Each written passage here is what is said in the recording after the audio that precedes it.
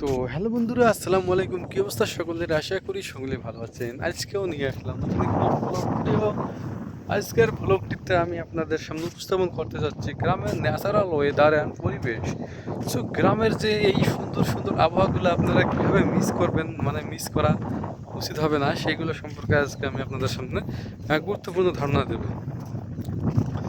তো বন্ধুরা, এই যে ধান ক্ষেত দেখতে পাচ্ছেন ডান পাশে বাম পাশে, চারিদিকে যে ধান ক্ষেতগুলো, এগুলো শুধু যে একটি ধান ক্ষেত তা কিন্তু না। এগুলো আমাদের একটি খাদ্য তালিকার এক শীর্ষ স্থানীয় একটি জিনিস, যা আমাদের পুষ্টিগুণ চাহিদা সব কিছু পূরণ করতে অপূরণীয় এবং অপূরণীয় ভূমিকা পালন করে। শর্করা জাতীয় খাদ্য হিসেবে আমরা ধানের ভাতকেই চিনি। তো ভরাত কিছু বলবে? বলো। খালি হাসে ঘোড়া, ঘোড়া, হাই হাই। তো বন্ধুরা, আমাদের ঘোড়া বাড়ি হাসতেছে। যাই হোক,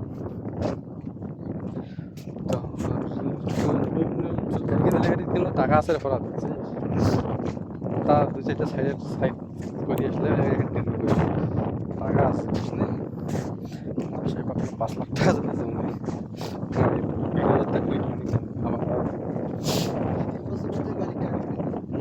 2-3 বছর কেন, 1 মাস কেন, 2 মাস 3 মাসে তো টাকা উঠেছে কেন?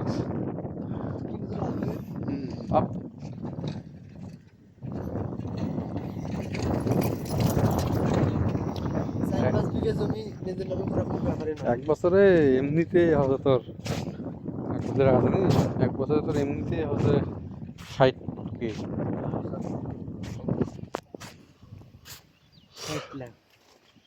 তাইলে পিক আপ কিনা লাভ আছে।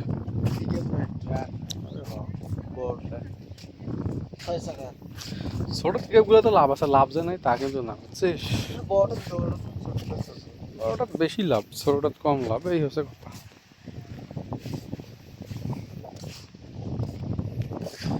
তো ভুট্টা একটা ভাঙবো এবং খাবো, এই হচ্ছে আমার কথা। ভুট্টা, হ্যাঁ পারিস নিয়ে থাক পাখি পাড়া হোক। তো আমরা যাচ্ছি এখন বাসা।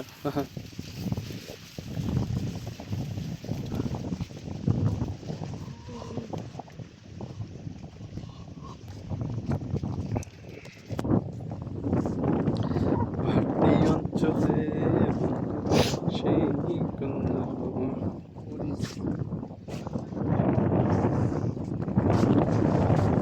ছিল আজকের ভিডিও দেখানো কিছু গুরুত্বপূর্ণ কথা।